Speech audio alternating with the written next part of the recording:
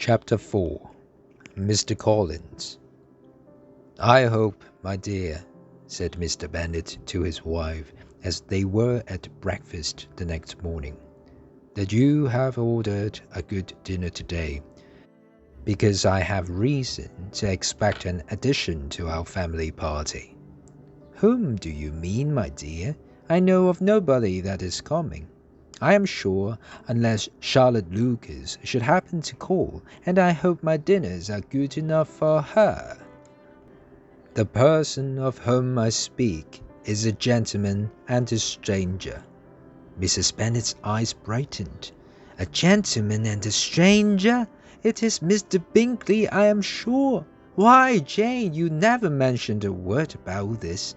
But, good heavens, how unlucky! There is not a bit of fish to be got today.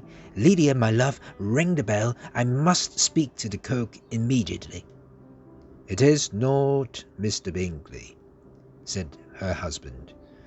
"It is a person whom I have never seen in the whole of my life." This caused general astonishment, and he had the pleasure of being eagerly questioned by his wife and all 5 of his daughters at once. After amusing himself for some time by not answering their questions, he explained. "A short time ago I received a letter. It was from my cousin, Mr. Collins, who, when I am dead, may put you all out of this house as soon as he pleases. Mr. Bennet's property was, unfortunately for his daughters, to pass by law after his death to his nearest male relative, a distant cousin." "Oh, my dear," cried his wife, "I cannot bear to hear that mentioned. Please do not talk of that hateful man." It was a subject on which she could never see reason. "But if you will listen to his letter, you may perhaps be a little softened by his manner of expressing himself." Hunsford Parsonage, near Westerham, Kent, 15th October. "Dear Sir, the disagreement that existed between yourself and my honoured father always caused me much anxiety, and since his death I have frequently wished for a renewal of friendship between our 2 branches of the family. My mind is now made up on the subject. I have recently become a minister of the church, and I have been fortunate enough to become the object of attention of the Lady Catherine de Bourgh.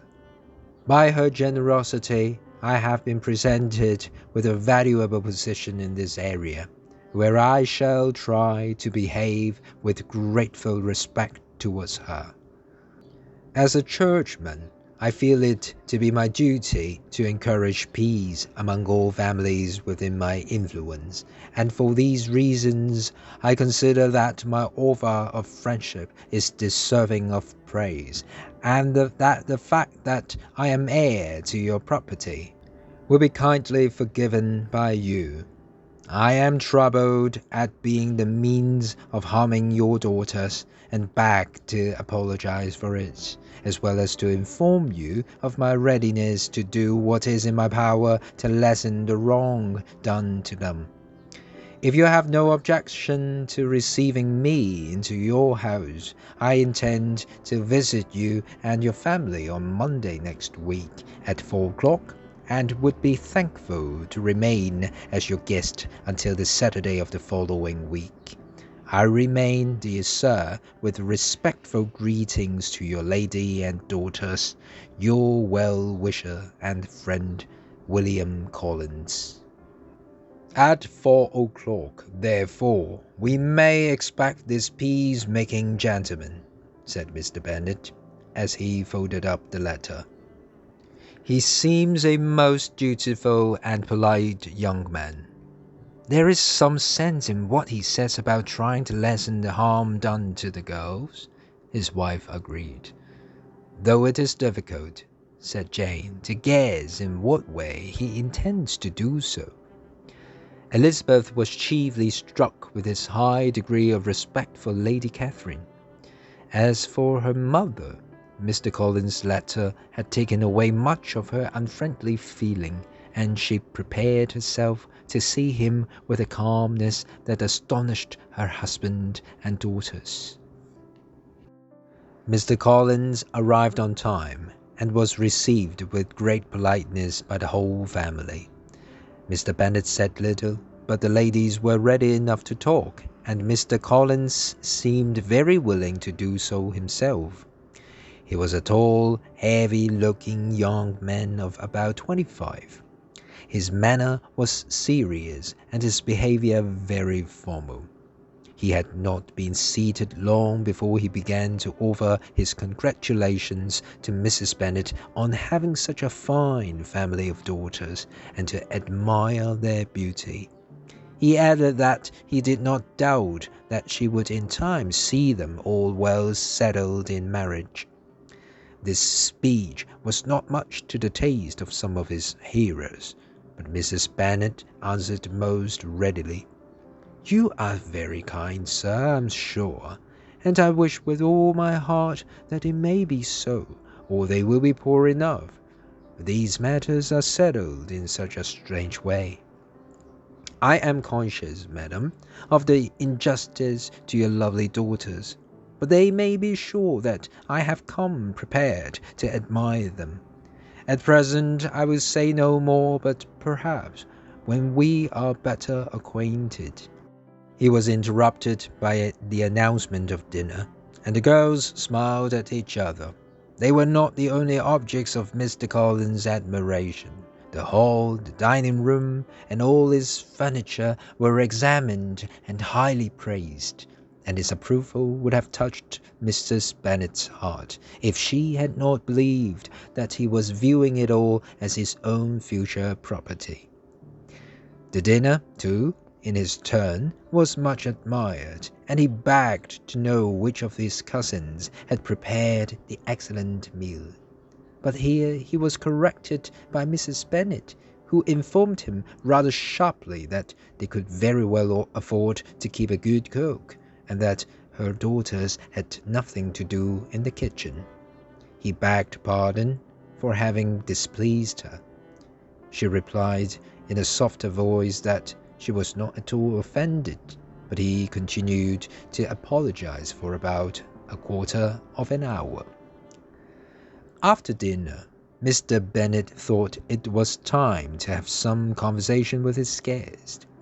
He therefore chose a subject on which he expected Mr. Collins would be pleased to speak, and began by observing that he seemed very fortunate in receiving such an excellent living from Lady Catherine. Mr. Bennet could not have thought of a better beginning. Mr. Collins praised her loudly, expressing himself in an extremely respectful manner. By tea time his host had had enough, and was glad to take the young man into the sitting-room and invite him to read to the ladies. Mr. Collins readily agreed, and the book was produced. But at the sight of it he quickly stated, begging pardon, that he never read works of fiction. Kitty and Lydia looked at him in surprise. Other books were offered, and he chose a collection of writings on matters of religion.